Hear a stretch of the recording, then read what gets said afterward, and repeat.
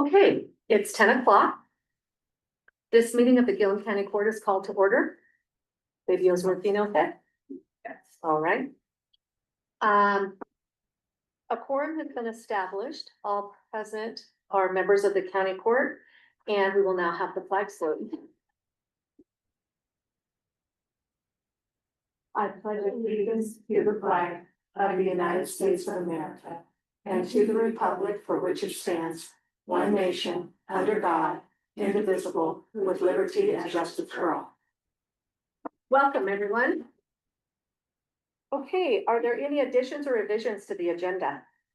Oh, okay, all right. Correspondence and public comment. Individuals wishing to address the county court may do so at this time and at other times throughout the meeting. Speakers are asked to raise their hand, be recognized by the chair, give their name and city, and limit their comments to 3 minutes. We have 3 people who have signed up for public comment. Catherine Greiner, would you like to start? Good morning. Good morning. Morning. Catherine Greiner, coming here as a port commissioner. My address is 16889 Greiner Lane, Fossil, Oregon. I'm here as a port commissioner to comment on the agenda item 6.1, consider adoption of resolution R22513, initiated proceedings to dissolve the Port of Arlington pursuant to ORS 98345. I was surprised to see the agenda item as the dissolution of the Port of Arlington and a resolution to start the dissolution process without any of the Port of Arlington or Oregon Secretary of State's documentation attached to the packet. The port is asked to enter into the record multiple documents between all parties that outline the steps to correct the administrative error of audits not being filed along the timelines, and hopefully you got those documents. The port, which includes staff and commission, take full responsibility for the error, and the time has come to work on the solution, not the dissolution. The ORS requires a hearing. A resolution is not required, and the proposed resolution that is attached to the packet is misleading. If the county had been advised by legal counsel that a resolution is necessary, it needs to reflect the actual outcome of the port coming into compliance and how the process is terminated in the hearing process. ORS 198.360 states that if, quote, if the county board finds that the district in fact operating as an active district, or that there is a need for the district, the board shall continue the hearing until the reports required under, and it has some statutes, are properly filed. It also addresses that there's an order to terminate further proceedings if the documents audits are received. As the port and Gillum County move through this process, we continue on multiple projects, the port does, but are not limited. This is not a limited one. We have a subdivision in Arlington. We're operating 2 industrial buildings on the Arlington Mesa and 1 in the commercial district in Arlington, abating the Condon grade school, managing an RV park and marina, and we're also working on developing 50 acres on Willow Creek. The hearing is required to determine if the port is active, and it shall remain open until the audits are submitted. The conversation of the county and the resolution, if needed, should be how to get through the process, how to terminate the process when the port comes into compliance with the Secretary of State. There is no doubt that this list of activity reflects that the Port of Arlington is an active district and is needed in Gillum County. The task at hand is to meet the requirements of the ORS with a hearing and how to terminate the hearing and the process when the port comes in compliance with the Secretary of State. Thank you. Thank you. Oh, next, Anna Cavallari. May I see my time to Jed, and then I'll go after that. It's okay. Yes. Okay, so we have Jed Crowther of Arlington. Thank you, commissioners. I just want to state our goal has been to work on the solution. And we've done that early on to craft a corrective action plan. I recognize the need for the court to follow state statute. But I think timing wise, since there is a correction action plan in place, some of those steps that a court would be required to perform could be postponed, where I recognize you have to respond within the 30 days of receiving the letter, and just the fact of all this documentation on file, having 2 public meetings with the court already before today. That in effect initiated review of this process. Couple the corrective action plan by the port together with a letter from Amy Johns where she states that her primary interest is in helping the district comply so it can focus on the critical services provided to its residents. And I think we're well on our way to do that. Timing wise, we will have that first year audit by the end of this month. And for those reasons, I think it's appropriate to await completion of those reports before further action by the court. And, you know, if, as you need to, hold our feet to the fire or whatever it is, to take those steps after that date. That's what I would suggest. Thank you. Thank you. Okay, Anna Papalari?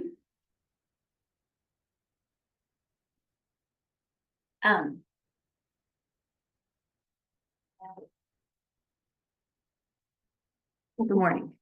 My name is Anna Cavallari. I'm an attorney representing the Port of Arlington. My office address is 205 3rd Street in Hood River.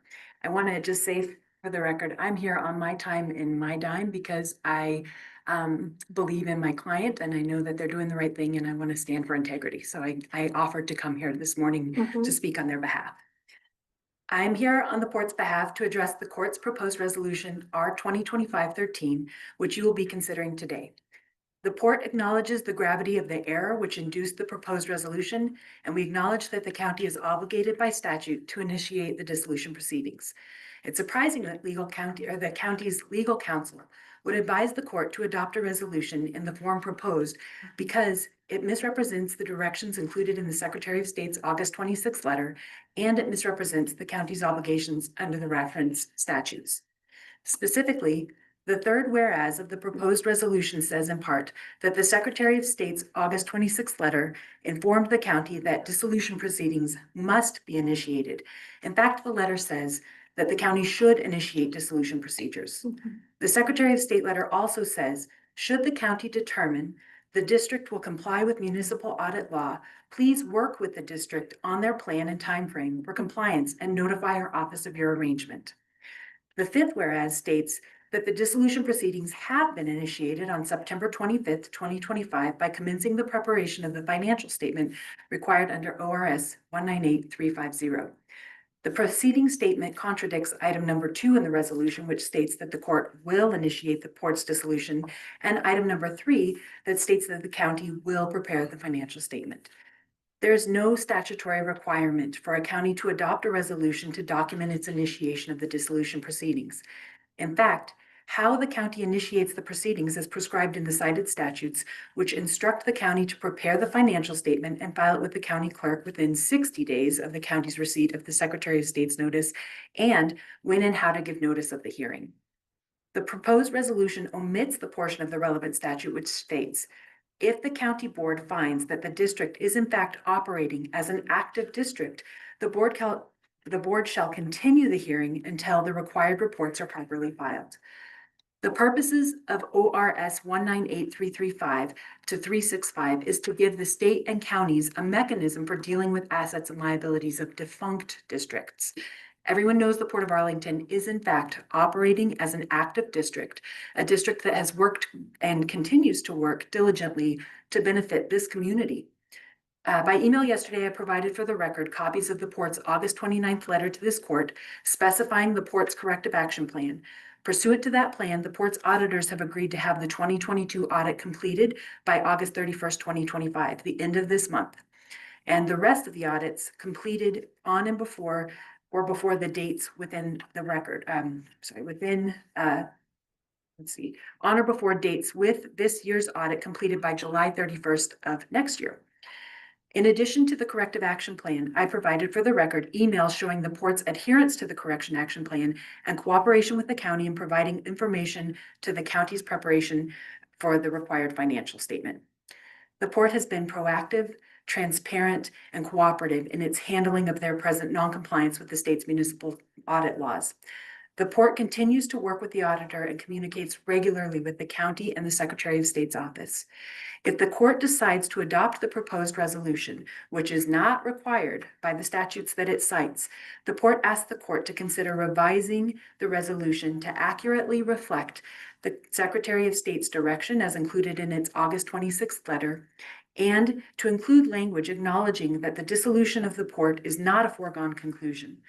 The court timely received the port's corrective action plan, and in accordance with ORS 198360 subsection 1, the county acknowledges that the port is in fact operating as an active district, and the hearing will be suspended until the port files the delinquent audits.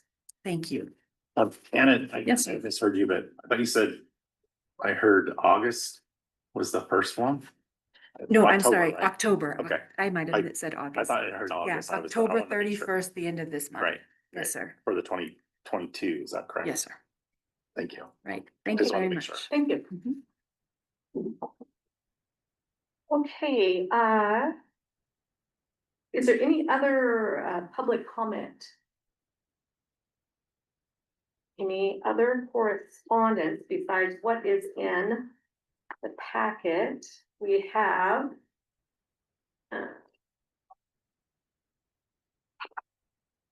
let's just go ahead and go through the agenda items first of all.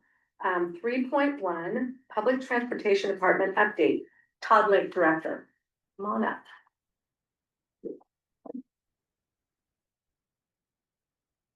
Good, all right. Good morning, Bob. Thank you to the court for seeing me today. Mm-hmm. My name is Todd Lake, I'm the Director of Gillum County Transportation. My address is 303 South Oregon Street, here in Condon. So, what I'm doing today is just giving you guys an update on some of the things that are going on with Gillum County Transportation. A lot of things are similar to last year when I saw you guys. Trip availability in previous years was limited to just medical appointments due to necessity that we had. In the last 2 years, we have been able to increase that to include not only maintain the medical appointments that we want to do for all occupants of the county.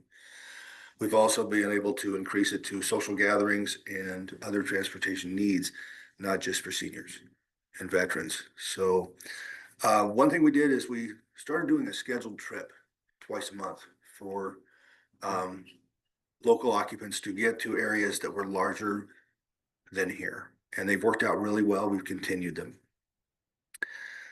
We do provide, a lot of people are worried that we were providing shopping that might take away from the local businesses, which we have not done. We have provided the trips in conjunction with a medical appointment. If somebody's going to a medical appointment, we can have somebody else ride in the vehicle with them.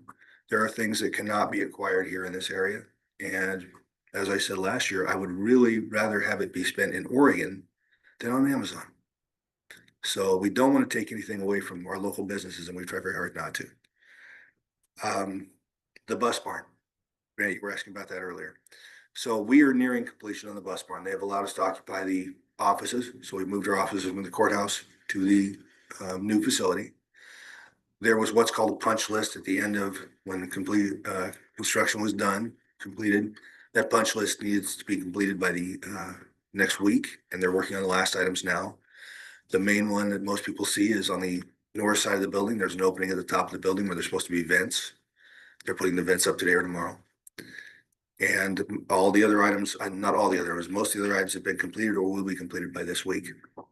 I have waited to bring the last of the vehicles in until I could get some of the equipment in first in the main bays so that when the drivers approach the vehicles, they have what they need to start their day.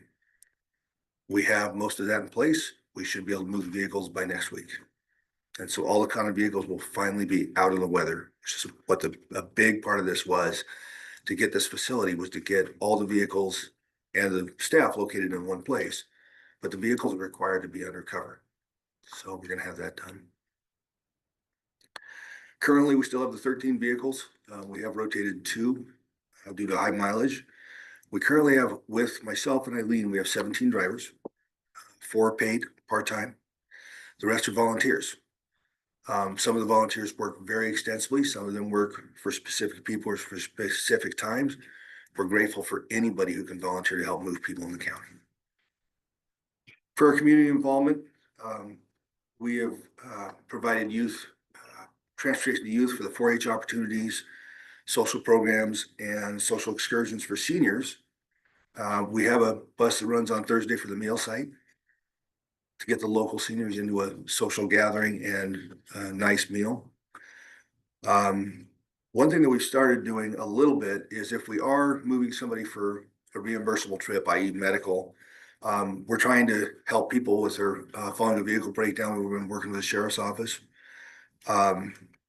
Returns for the ambulance transport, that's been a big one for a lot of folks.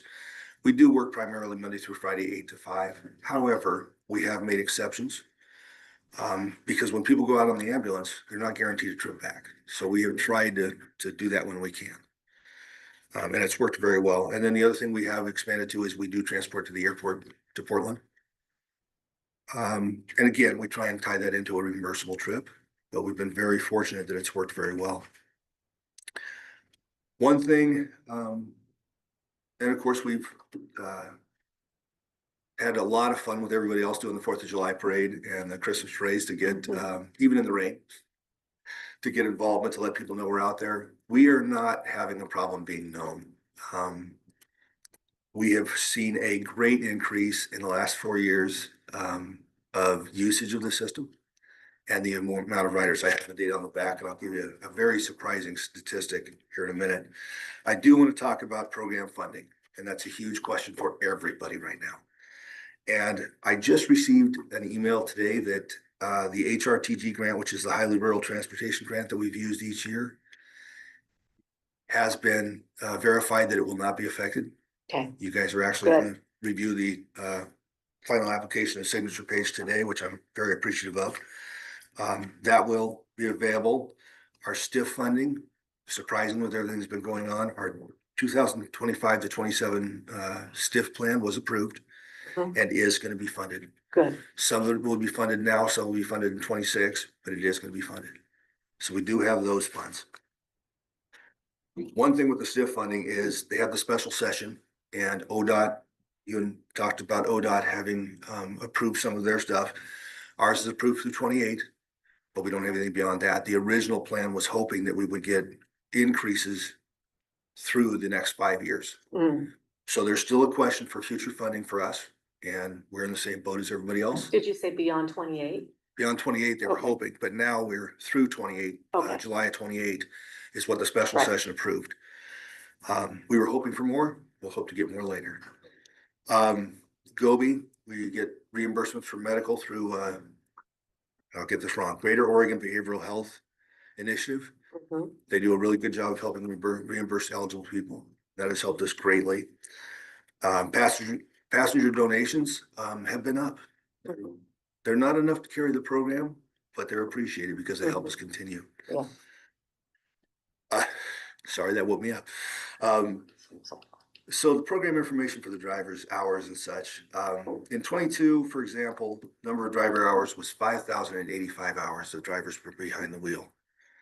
Combined, 23 was 5,094. 24 was 6,659. And 25 at the estimate, the pace we're going right now is 7,464 hours those drivers are in the wheel. A lot of those are volunteering their time just because they want to help their community, and I'm grateful. Number of riders, because the way the statistics take is per trip, per the leg of trip. So if we drive somebody where they count, that counts twice. So that number seems a little high, but again, basically in 2022, we were 3,506 riders in a year. 2025, we're estimated at 4,706. The number of senior passengers, 2022, 2,842. This year estimated 3,594. So we have really been increasing the amount of people we're moving. This is the big one. In 2022, the mileage for the vehicles was 144,265. That's a huge number. Next year it was 144,765. Still a big number. Last year it was 190,301 miles that we put on the vehicles.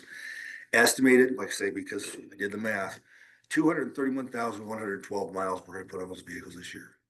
I have 4 vehicles currently not currently in acquisition, but we're working on the process. The financing is there. We'll replace 4 of the vehicles because we're putting a lot of miles on the vehicles. Is there any questions you have for me? No, but I have a comment. Please, Besides doing an excellent job, thank you. we were able to get a full-time driver paid in Arlington still. Part-time.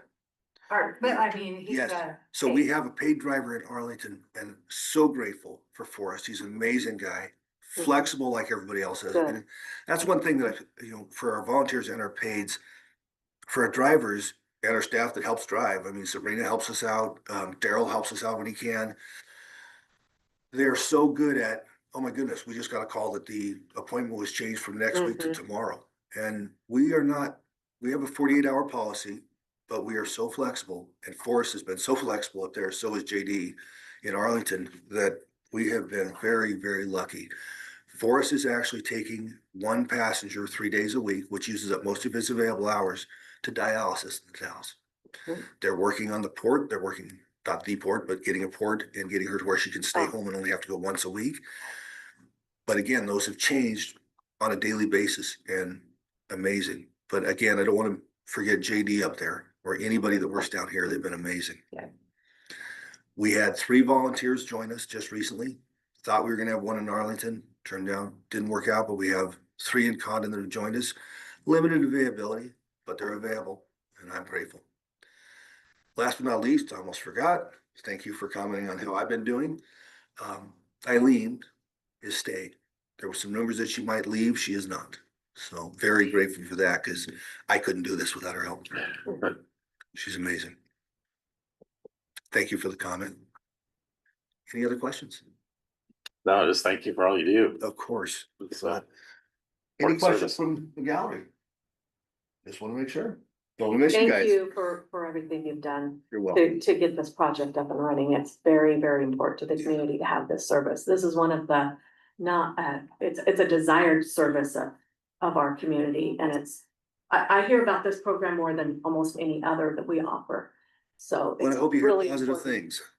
Very important. And that's the thing that I had not done the math until recently on those on the mileage. And let alone, every number is up about 25% each year. But it has really surprised me just in the 2 years I've been here, because we've been able to go back to expanding service a bit. Arlington is huge. We have a number of people in Arlington. If you know of anybody who wants to volunteer drive for us in Yeah. Arlington, please let me know. Leaning backwards a little bit. But again, I cannot say enough for the people that make me look like I know what I'm doing. By being amazing and just being willing to drop of the hat, move somebody in their community. A number of our people do it just because they love to do it. Yeah. It gives them the opportunity to get out of town and drive, yes, but they do it because they love their community, and it's awe-inspiring to me.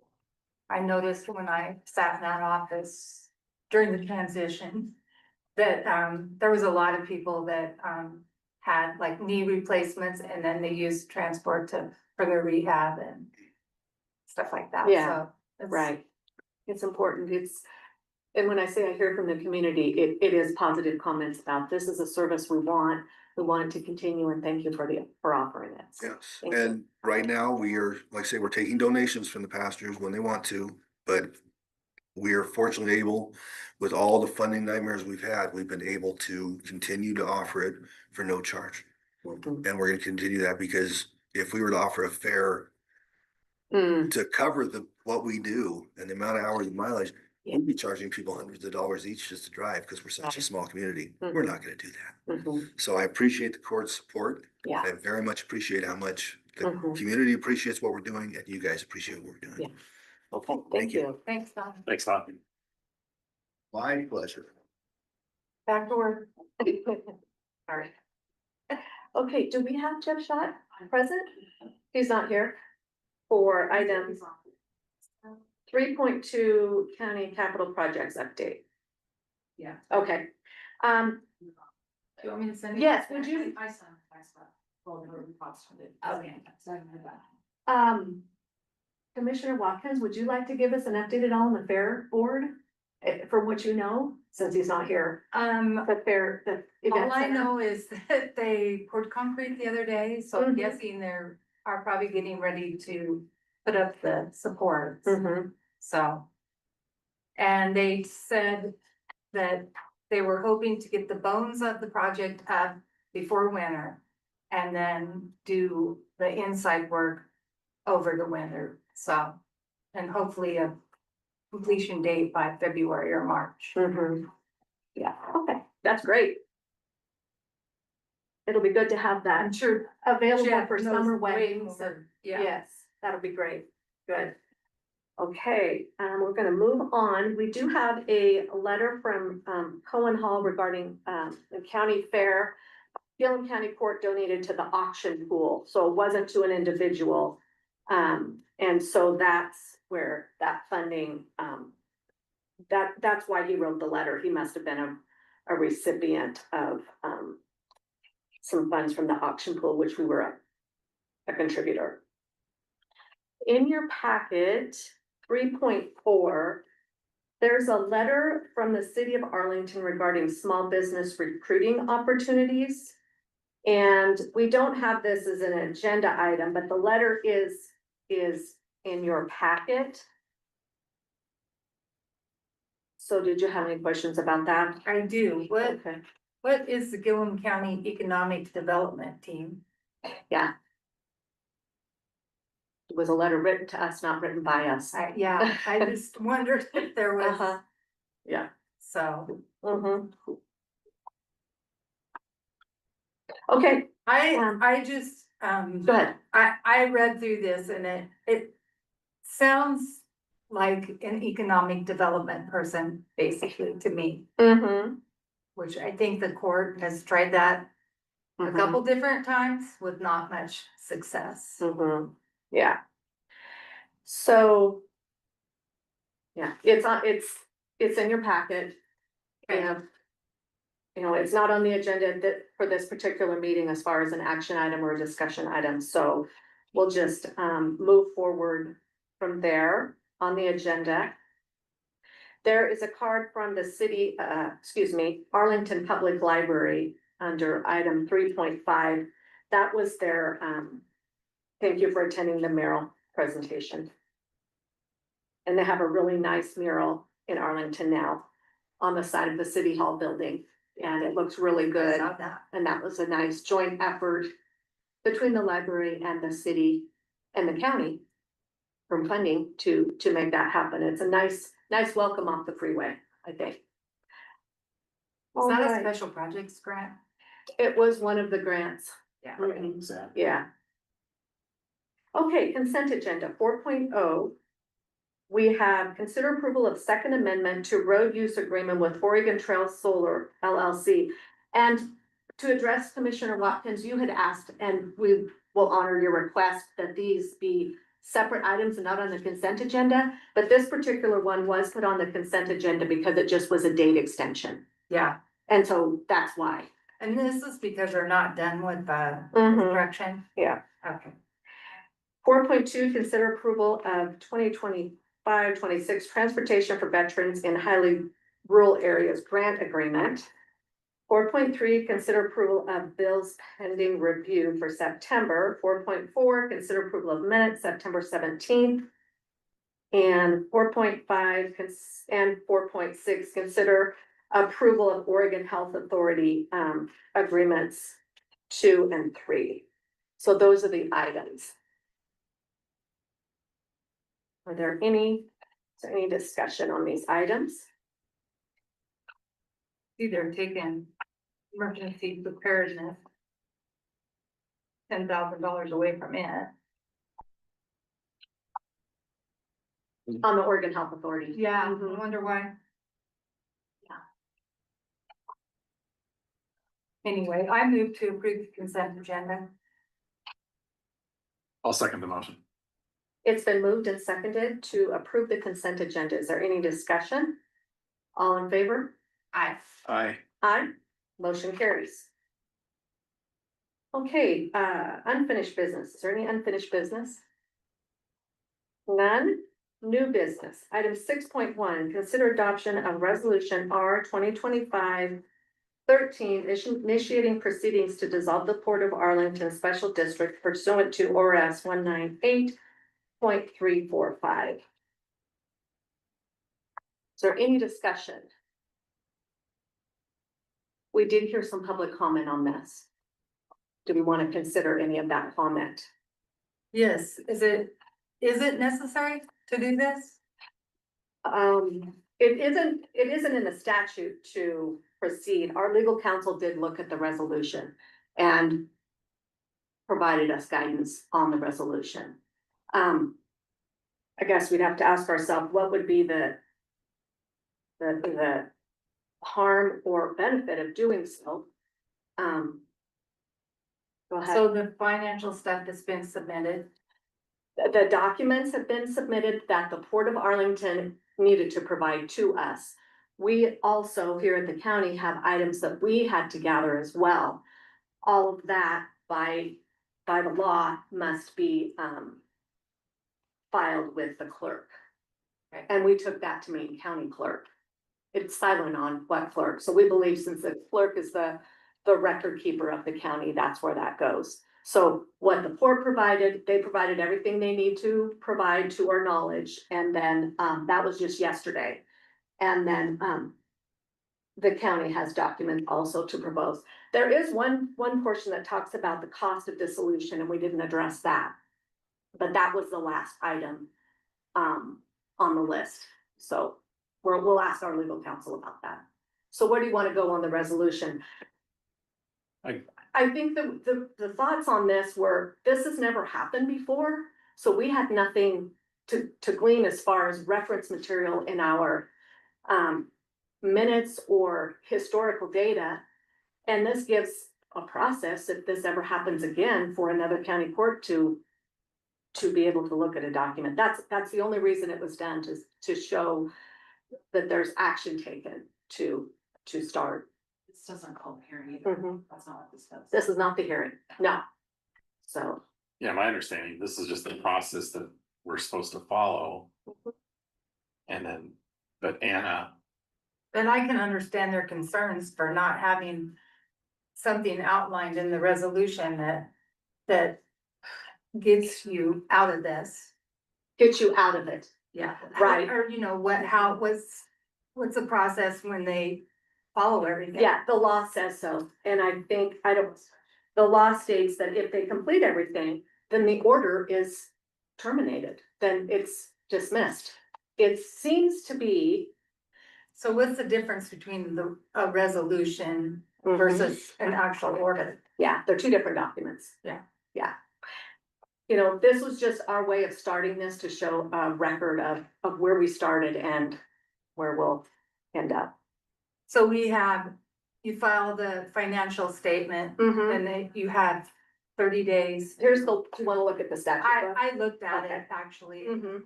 Yeah. So it looked like you had, like, what did they said, 21 to 30 days. You have to file it if you're gonna have a hearing, you have to advertise it for. Yeah, 3 we have to weeks. advertise it for 3 weeks. Yep. Yeah.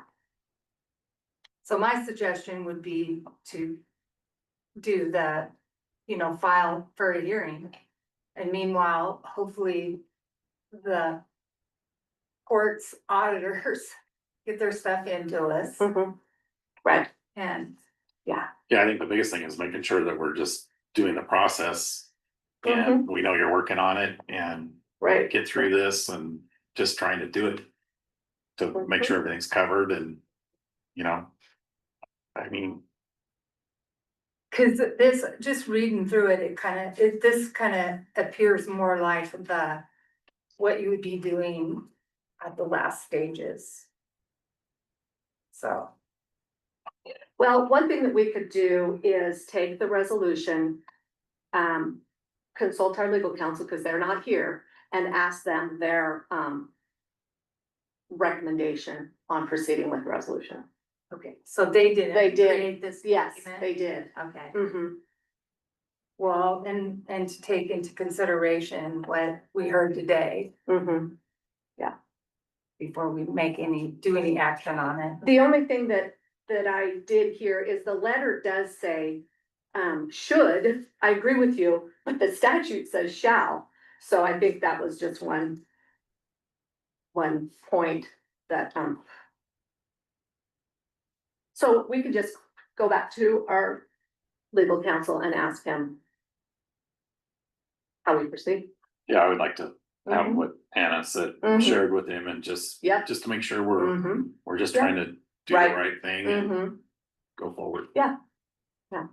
I think we all understand the end is gonna be the same end. That's what we believe as well. Yeah. It's just, there was this law that I don't think any of us were aware of, that this is the process. And when it says shall, we have to do it.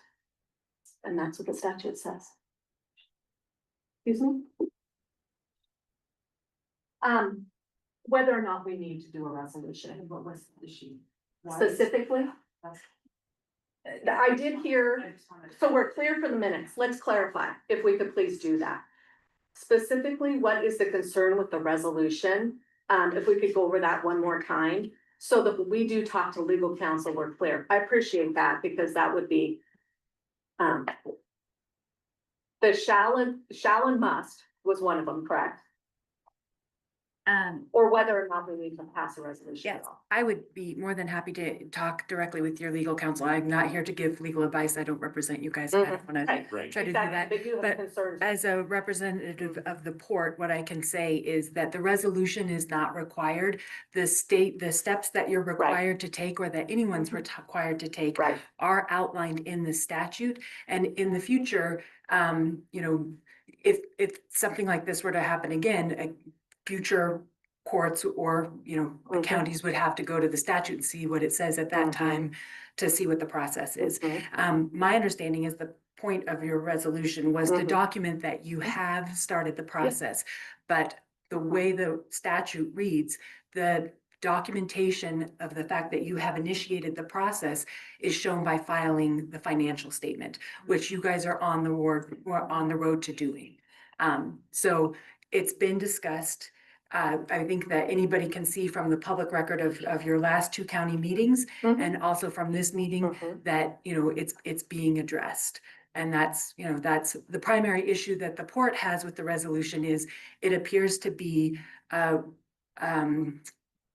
of the steps that will be taken and the numbered portion of the resolution look like selected parts of the statute and not the entire statute. So as far as providing a blueprint for what's to occur if this ever happens again, it's not necessary, because you would go to the statute if it happens again and see what the statute says at that time.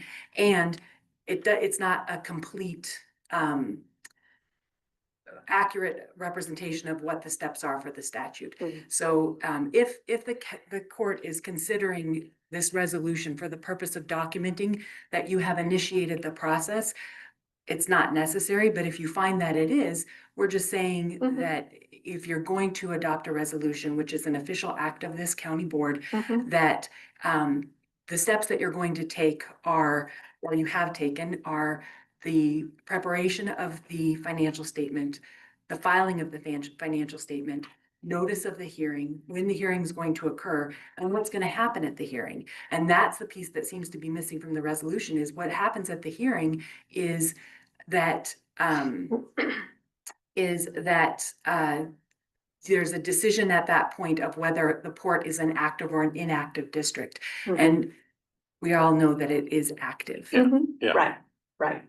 Yeah, the statutes are what we're going to be following. We will reach out to legal counsel for guidance on how to proceed with the resolution. Is that agreeable? I would feel And more then just go comfortable forward. with that. I just think we're getting bogged down in the resolution, and we have a process that's clearly laid out. And we just want to get through this so we can So do our good so work. do we. And you too, right? Agreed. Yes. Exactly.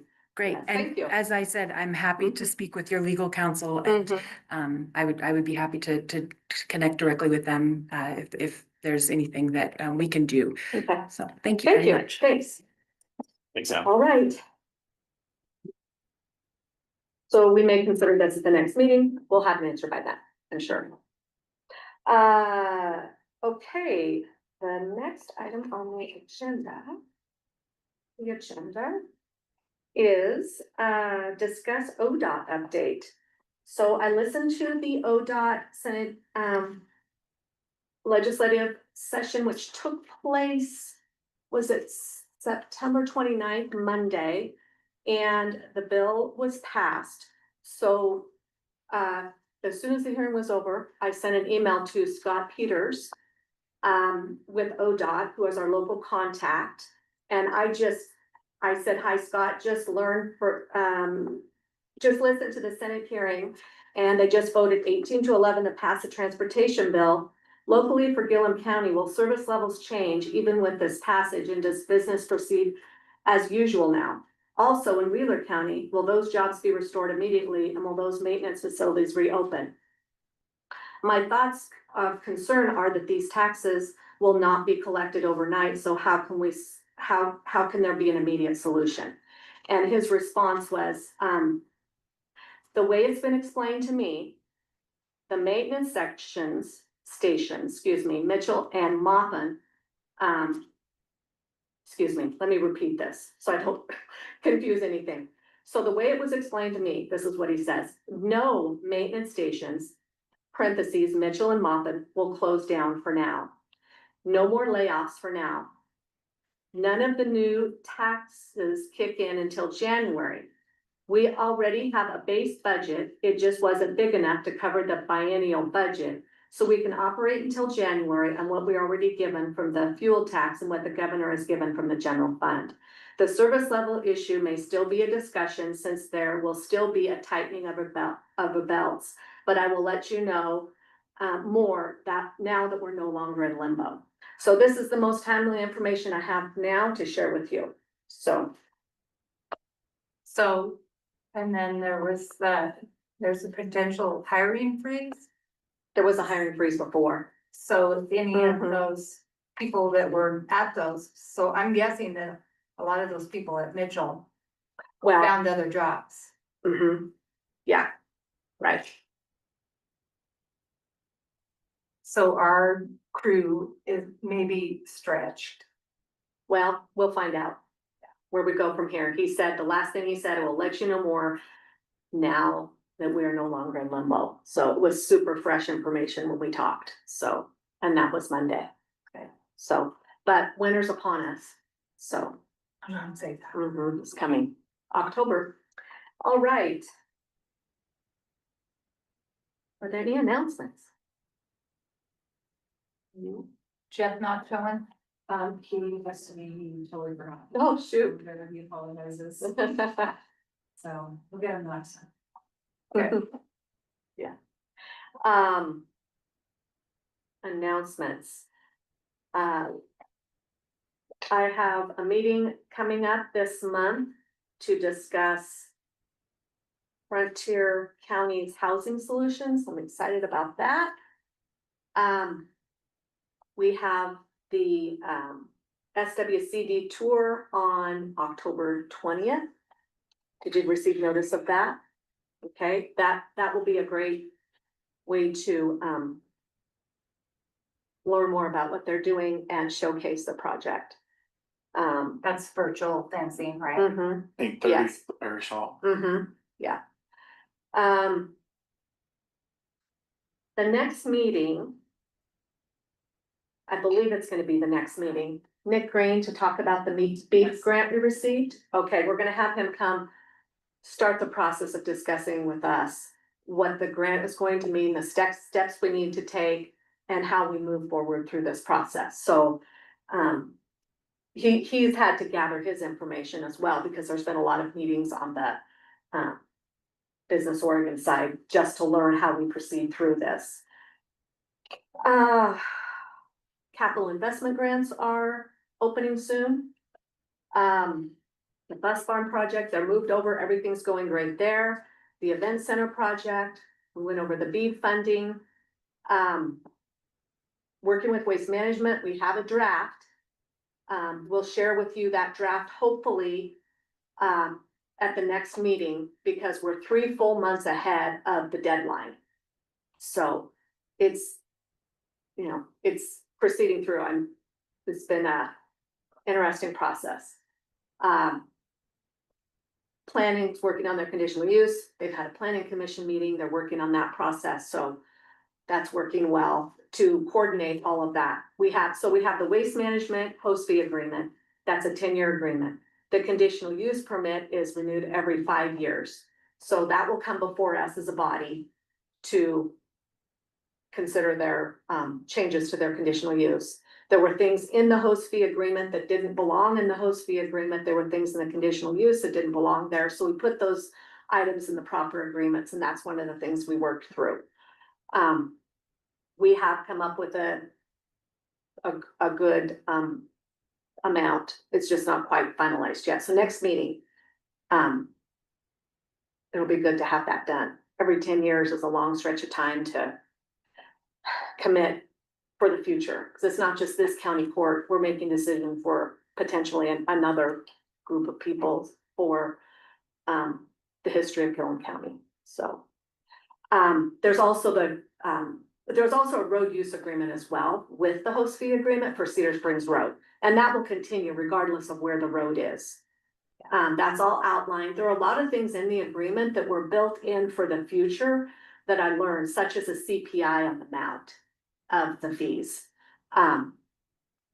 But we proposed an amount in addition to the CPI. So then there's also the chemical waste management host fee agreement and their road use agreement. They all expire at the same time. So there's a lot of work to be done all at once. So that's a lot of what I've done this month. So when the gas plant comes into the picture, Mhm. Right now, yeah, we're doing research to figure out what are their property taxes going to be. And that's gonna be, to me, the place to start. And then we can discuss with the Citizen Advisory Committee, you know, what they think about that. But I think we need to start with the taxes and figure out what is their contribution in taxes alone first. But if anybody has input, this group is gonna vote all however they choose individually, but yeah, when we took our one tour up there, they said that that gas plant will produce gas well after the, Closure. yeah, mhm, in 120 Yeah. years from now. right, So mhm, yeah. is there potential for some, host fees off of that?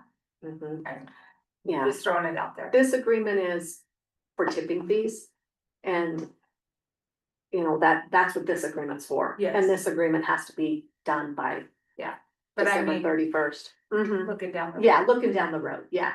Cause I don't know when that's gonna be completed Yeah, or up and running. It's too Mhm. bad it wouldn't take some natural gas right into Arlington. yeah, They're supposed to have commissioning here, end of October, somewhere in there, so. when will, On one of them? when is Waste Management Are they gonna be both- back to speak about this On themselves? that, LNG plant. Yeah. Yeah. Oh, we don't have them on the schedule I'm not yet. sure on one or both, but I was talking to one of the gals got hired for it. And she's saying that the commissioning crews are supposed to be in here sometime in October. Yeah, and we need probably Waste Management to address it with us. You know, what's the status and when? Yeah, I would assume that they would come to a meeting where you're discussing the host fee. absolutely, yep. Let's see, what else do we have going on? Is there anything else for you?